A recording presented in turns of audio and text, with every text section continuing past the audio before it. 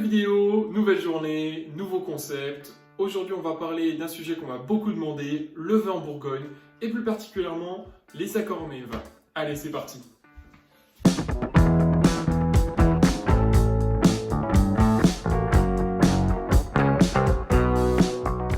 Je trouve nécessaire de traiter ce sujet en plusieurs fois afin de le rendre concis et intéressant. C'est pour ça que je vais vous en parler en 3 vidéos qui sortiront chaque semaine. La première que vous êtes en train de regarder est dédiée pour le Chablis, la Côte d'Auxerre et la Côte de Nuits. La seconde, ça sera la Côte de Beaune et la Côte Chalonnaise. Et pour terminer, ça sera la Côte Mâconnaise et le Beaujolais.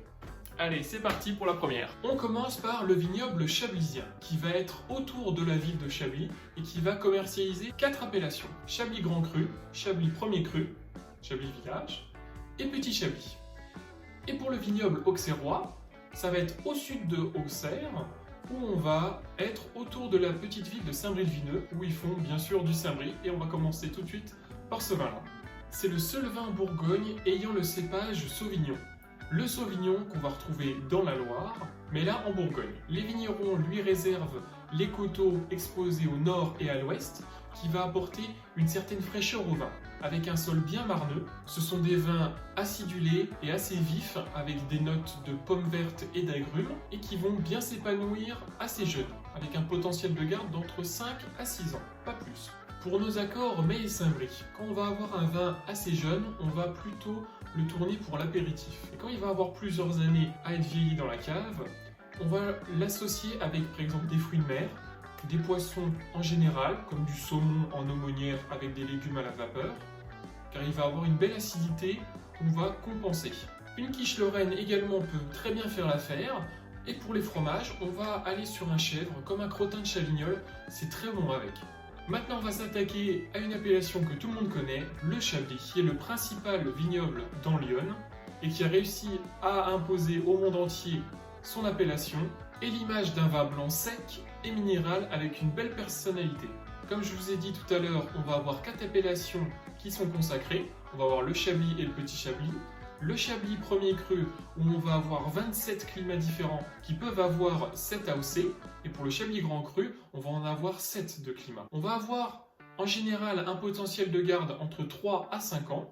Et pour nos accords mets et Chablis, on peut partir par exemple sur une andouillette chablisienne, des escargots de Bourgogne, on peut aller sur encore des fruits de mer également, on peut partir sur des fromages de type des chèvres ou des fromages du Jura comme le comté. On peut également aller sur des asperges cuites à la vapeur, refroidies avec une petite mayonnaise ou juste poêlées.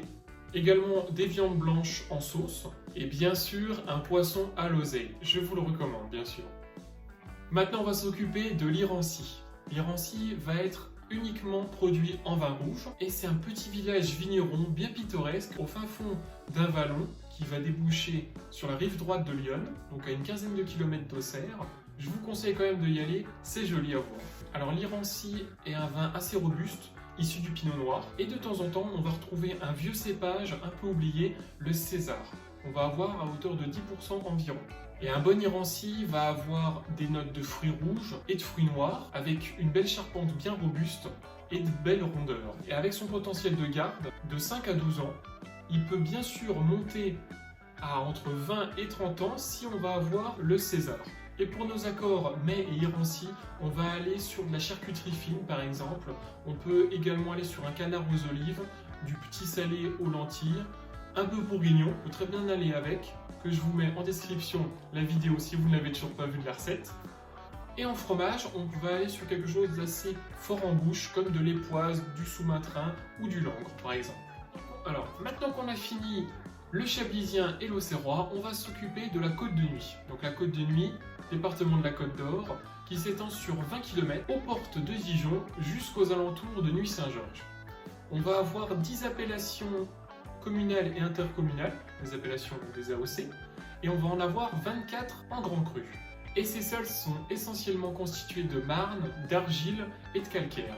Donc on va tout de suite commencer par le Marsanais, qui va être la première appellation de cette Côte de Nuits, aux portes de Dijon, qui va regrouper Couchet, Chenôve et Marsanne-la-Côte, et qui produisent des vins blancs, vins rouges et vins rosés.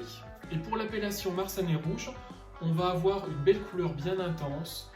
On va sentir un beau bouquet qui va être dédié aux fruits rouges comme la fraise, la griotte et des fruits noirs pour le cassis, la myrtille. On va avoir une belle attaque en bouche assez puissante, généreuse et pour finir sur une belle longueur en bouche. Pour ce qui est des vins blancs, le Marsanne vin blanc AOC, on va être plus sur de l'acidité des agrumes. Les agrumes et également de la fleur blanche, de l'aubépine, de l'acacia par exemple.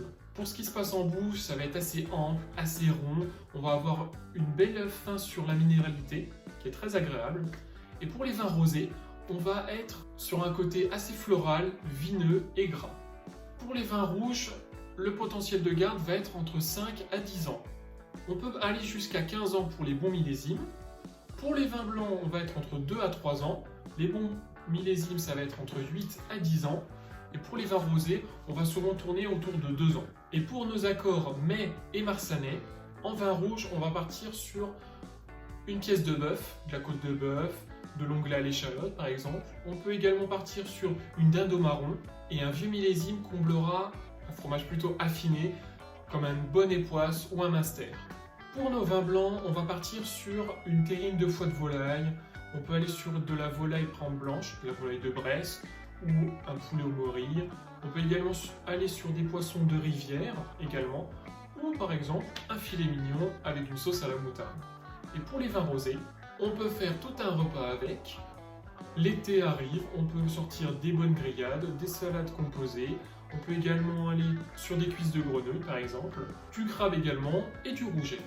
Maintenant on va s'attaquer au Gevrey-Chambertin qui devrait être dans toutes les caves.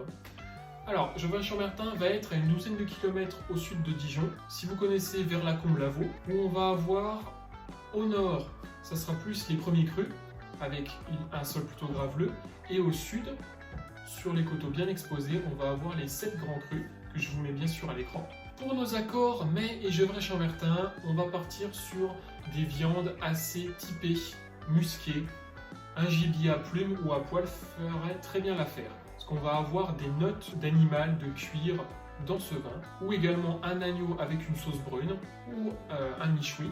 Et vous pouvez également essayer avec un filet de cendre avec une sauce vin rouge par exemple. Son potentiel de garde va être entre 3 et 15 ans, plus 15 ans quand même. Pour continuer sur notre côte de nuit, on va aller sur le Chambol-Musigny. Le Chambol-Musigny, ça va être un tout petit village où les maisons sont toutes resserrées les unes contre les autres pour laisser tout le sol à la vigne. Il est souvent présenté comme le vin féminin de la côte de nuit, car on va avoir une belle intensité et une belle finesse en bouche. On va retrouver des notes de violette, de fruits rouges, de la fraise, de la framboise dans son bouquet, qui va être bien marqué. Avec les années, le Chambol-Musigny va tomber sur des notes de fruits bien mûrs, assez épicés, comme des pruneaux par exemple. On peut aller également sur des notes de truffes, d'animal, de cuir, et ces tanins sont juste présents. Pour son potentiel de garde, on va être entre 3 à 15 ans. Bien sûr, on peut aller beaucoup plus loin pour les bons millésimes. Et pour nos accords Mai et Chambol-Musigny, on l'associe puissance et finesse, donc on va lui apporter des mets de qualité assez raffinés, comme un gibier à plumes qui va être en sauce, un agneau longuement rôti par exemple, ou une volaille de Bresse.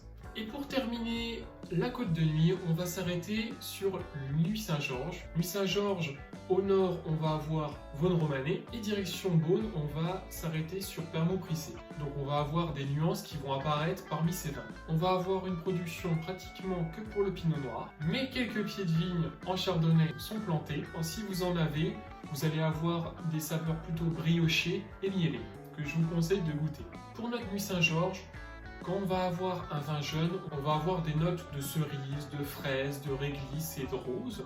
Et plus il va vieillir, plus on va aller sur un côté animal. Donc du cuir, de la fourrure, gibier, du sous-bois également. On va être sur un vin qui va être assez vigoureux et corsé.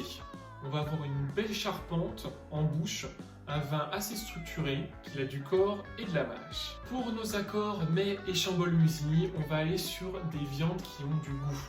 Du gibier toujours, gibier à poil plutôt. On peut aller sur également toujours des côtes de bœuf, du bœuf bien maturé, c'est très bien avec. On peut également aller sur de la carpe en poisson avec une sauce au vin rouge, c'est très bon. Et pour nos fromages, également des fromages assez forts, assez affinés, comme de l'époisse, du langre. Tous les conseils que je vous ai donnés dans cette vidéo ne sont pas figés, car bien sûr j'en ai fait une généralité. Tous les vins que j'ai présentés vont changer avec leur millésime et bien sûr leur domaine. Je voulais remercier toutes les personnes qui ont participé au choix des vins sur Instagram. Si vous n'êtes toujours pas abonné sur Instagram ou sur ma chaîne YouTube, je vous conseille d'y aller pour plus de conseils. Donc likez-la et partagez-la. Allez, salut!